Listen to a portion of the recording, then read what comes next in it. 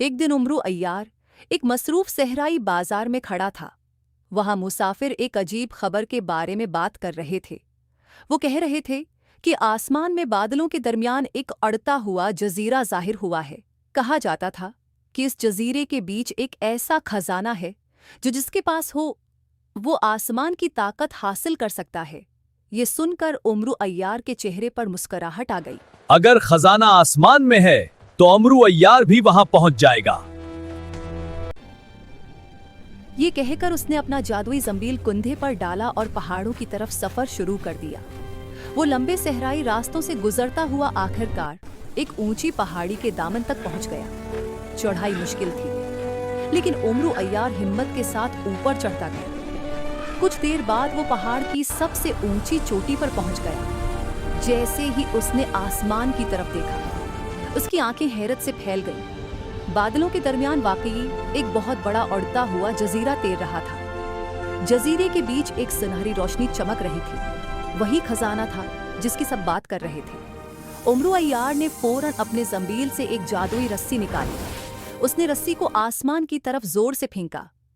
हैरत अंगेज तौर पर रस्सी लंबी होती गई और सीधी उड़ते हुए जजीरे तक जा पहुंची।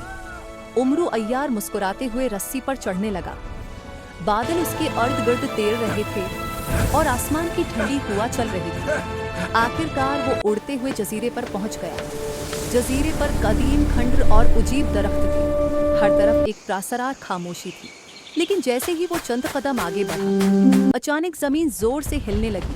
पत्थरों के बीच से एक बहुत बड़ा पत्थर का दियो बाहर निकला। पत्थर का दियो। रुको, ये खजाना इस जजीरे की ताकत है।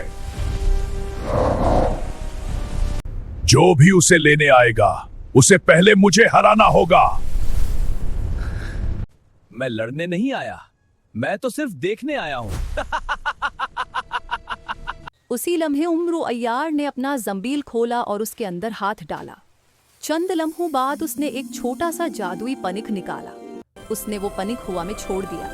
अचानक तेज जादुई हवा चलने लगी। पूरा जजीरा आहिस्ता आहिस्ता घूमने लगा। पत्थर का दीप अपना तवाजुन खो बैठा। वो लड़खड़ाने लगा और जमीन पर गिरने ही वाला था। उसी मौके का फायदा उठाते हुए उमरू अय्यार तेजी से खजाने की तरफ दौड़ा। जजीरे के बीच एक सितून पर चमकता हुआ सुनहरी खजाना रखा था। उमरू अय्यार ने फौरन उसे उठा लिया। पत्थर का दीव गुस्से से चीख उठा। पत्थर का दीव, रुक जाओ! उमरू अय्यार खजाना लेकर तेजी से रस्सी की तरफ भागा। वो रस्सी पर फिसलता हुआ वापस नीचे उतरने लगा। बादल उसके इर्द गिर्द गुजर रहे थे। पत्थर का दीव ऊपर से गुस्से से उसे देखता रहा। कुछ ही लम्हों बाद उमरू अय्यार जमीन पर पहुंच गया। उसने खजाने को गौर से देखा और मुस्कुरा कर बोला, आसमान का खजाना भी आखिर अमरू अय्यार के पास ही आया।